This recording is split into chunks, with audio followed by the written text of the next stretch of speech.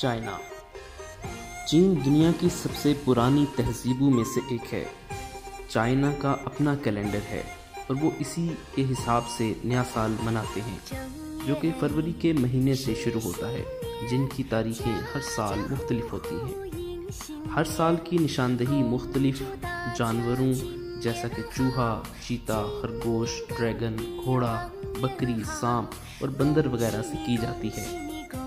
Chinese new year की तकरीबात 2 हफ्ते तक चलती हैं, जो कि दिलचस्प रवाज के साथ मनाई जाती हैं। चीनी नया साल मौसम बहार की फसल के मौसम के आगाज़ का इशारा करता है। पैसे से भरे जाने वाले सुर्ख लिफाफों को ख़ानदानों और दोस्तों के सामने पेश किया जाता है। इस दिन रंगीन ड्रैगन और लालटेनें सजाई जाती हैं।